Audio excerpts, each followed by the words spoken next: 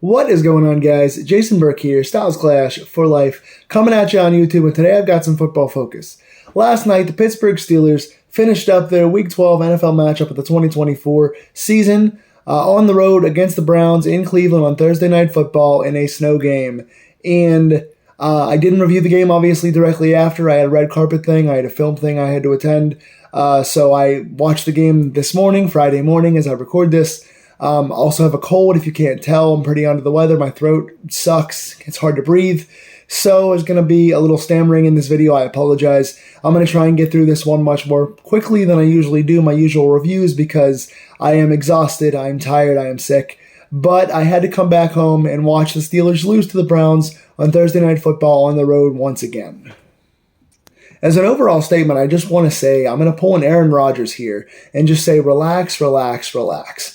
I'm no longer on Twitter, but Pittsburgh Steelers Facebook is a pretty toxic place to be. I've seen the overreactions. Every time Pittsburgh wins a game, it's Super Bowl champions, never going to lose again. Every time Pittsburgh loses a game, it's fire Tomlin, bench Russell Wilson, the team's going to go 0-17. Everything is not an absolute. Every win is not a 17-0 season. Every loss is not an 0-17 season. We're going to be okay. We are 8-3. Even with this loss, we are still on top of our division. We just came off of beating a solid Commanders team and a good Ravens team in back-to-back weeks. We lost a close Thursday night, short week, divisional snow game, trap game against the Browns. It's not the end of the world. We're going to be fine. It was a short week. We're on the road. It's an AFC North battle. It's always physical. The Browns always play us tough. The Browns had nothing to lose in this game. You guys overreact so much in this. And honestly, from seeing a couple of things on Facebook before I saw the game, you would have thought Pittsburgh lost this game 45-0. You would have thought Russell Wilson threw 10 picks. You would have thought Tomlin was streaking on the field. You would have thought this was the end of the world. Pittsburgh lost 24-19 in very bad weather. The second half of this game was covered in snow. It was one of those folly trial by error games where you just try and get through it with no injuries.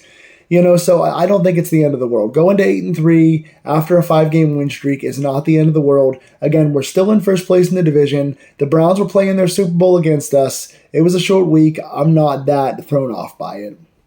Russell Wilson overall played pretty well. Did have one fumble in this game, but overall I thought played well. It even took shots when the game started to get a little crazy. That being said, obviously, teams were going for it on fourth down a lot. There wasn't a lot of kicking. Both teams had a really badly shanked punt. There was some missed field goals. It was just a sloppy snow game. It was cold. It was a big breeze. It was a lot of snow. It was what you'd expect it to be. Let's talk about a couple of stats, and then we'll get into positives, negatives, and all that stuff. Russell Wilson for this game was 21 of 28, 270 yards, 1 touchdown, no interceptions, and a fumble. So overall, I thought Russell was pretty good in this game. Took several deep shots that he connected with. Had a 30-plus yarder to George Pickens. Had I think, around 30 yarder to Van Jefferson down the field as well. Also threw a 40-something yard bomb to Calvin Austin for a touchdown. So connected with 3 different guys for 3 deep balls down the field, targeting Calvin Austin a little more. He got Freiermuth involved more than usual. He got Washington involved again like he has been.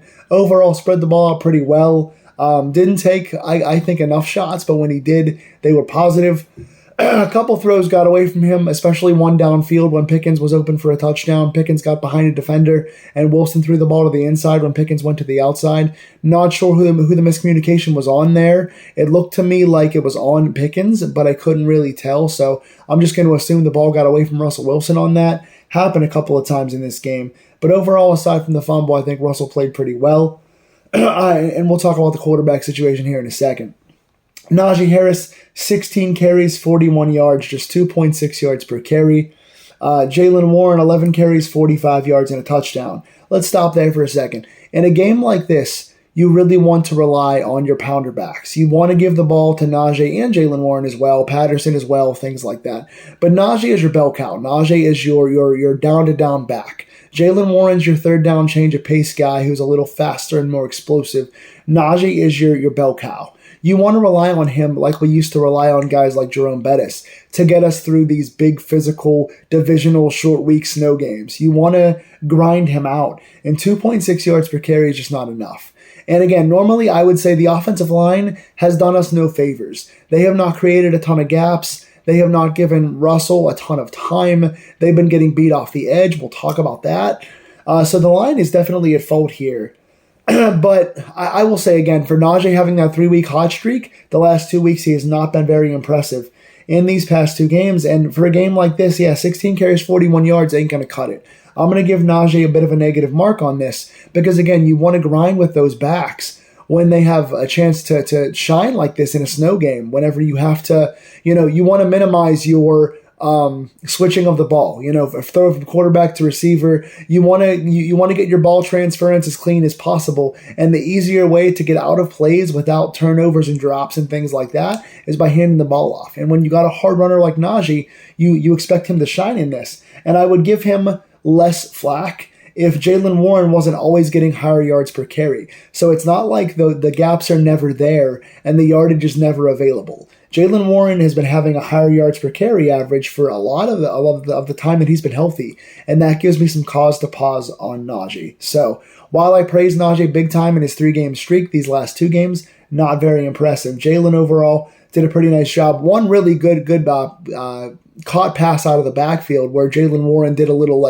tiptoe balancing act and juggled with his feet and then landed on his head, flipped over, and got a first down out of the backfield. But also 45 yards and a hard rushing touchdown in this game as well. Justin Fields, 3 carries for 26 yards. Let's talk about the quarterback package. I praised last week the use of Justin Fields on 3 plays and 3 positive plays from Justin Fields, either keeping the handoff or handing it off to Najee.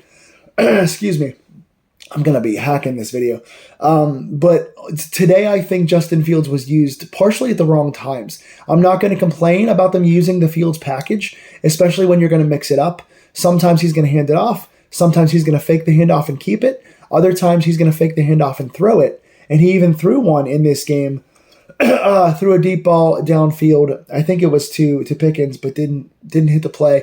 Pickens was calling for pass interference. I don't think it was. But at least they're mixing things up. They're using Fields a little more, and they're varying the play calls that Fields gets so it's not predictable when Fields is in the game. That being said, you've got to be very didactic and very careful about when you choose to bring Justin Fields in because you don't want to halt the momentum that Russell Wilson creates. If you start switching off every couple of plays between Wilson and Fields like they did in this game, and you give Fields multiple plays in a row, and then you bring Wilson back and then bring Fields back, when you start doing that, it's the old adage of when you have 2 quarterbacks, you have none. So you don't want to break up the flow of the offense by using Fields too much. I think Fields on 3rd and short and 4th and short is a smart idea. I think Fields down by the goal line where Russell Wilson has not been good is a good idea. But I think you have to mostly trust in Russell Wilson and use Fields in those play packages when you've got your 3rd and 2nd and shorts, and you could either do a play action or a bootleg run.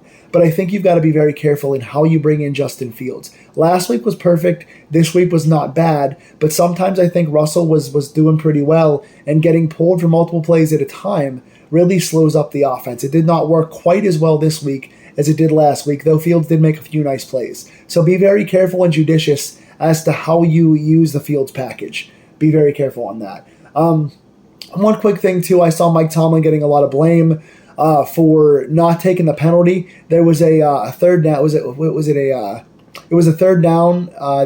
They were trying to get a third down conversion, and there was a penalty, and Mike Tomlin declined the penalty. It was illegal touching, I think it was. The lineman touched the pass. Illegal touching, so it would have been plus 5 yards. It would have been 3rd and 7. Instead, Tomlin allowed them.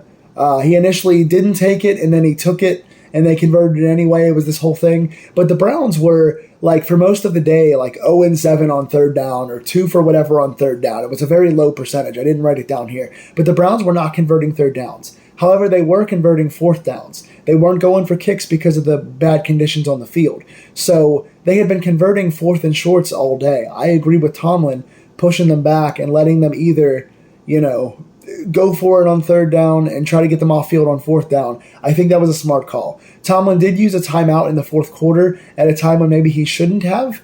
That being said, you're relying on your defense to stop the team. Mike Tomlin cannot be the blame for every negative defensive play out there. If the defense doesn't stop the guy, it's not Mike Tomlin's fault. I don't know the last time that you guys checked, but I don't see Mike Tomlin wearing a jersey out there.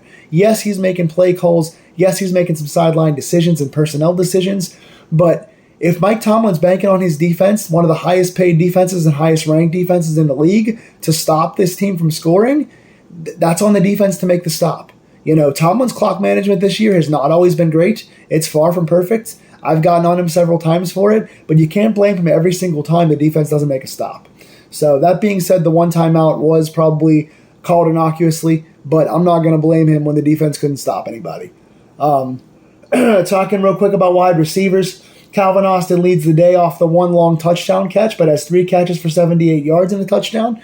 Good to see him getting downfield, getting some one-on-ones, getting physical catches in contact. Makes me happy. I know Calvin's capable of that and hasn't always been able to show it. Pat Freiermuth today gets second billing, 4 catches, 59 yards. Good to see him getting plays that are not just tiny drags or middle-of-the-field slot plays. He was getting stuff all over the field, making tight catches. Good to see Pat in usage today.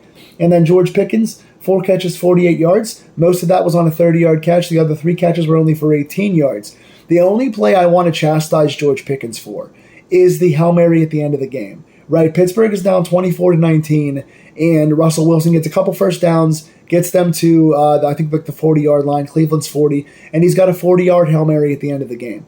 George Pickens is the guy you want down there more than anybody else, right? George Pickens is one of the best high-point jump ball, physical, use his body to box out, use his hands to snag the ball. He's better at that than almost anybody in the NFL. I mean, one of the best in a long time, since a Calvin Johnson, Randy Moss type guy, right? You want him down there on the Hail Mary play. Meanwhile, you just see on the side of your screen him and one of the corners, I think it was Greg Newsome, him and one of the corners getting into a physical altercation as they're pulling and pushing each other, trying to initially box out for the play, and then by the end you see George Pickens up in the stands fighting with Newsome. Now, that's a problem for me. Now, I understand Pickens talks a lot. He's being himself to his own detriment at times. He's got a bit of an ego to back up his talent, which can be an issue at times. I defend Pickens on the field and not so much off the field. My issue here is, it's a Hail Mary, you're trying to win the game. I don't care if they've gotten inside your head. I don't care if you're pissed about the no calls. I know you get held a lot. I know you get pushed off a lot by defenders. I know they were doing a lot of stuff, like the one guy was pulling his face mask a lot during the game. I understand that. But you know what? This is the play for the game. You go down and catch this ball, you shove it in their face, you win the game there. You catch that ball in the end zone, Pittsburgh wins this game, and then you can celebrate and fight all the guys you want.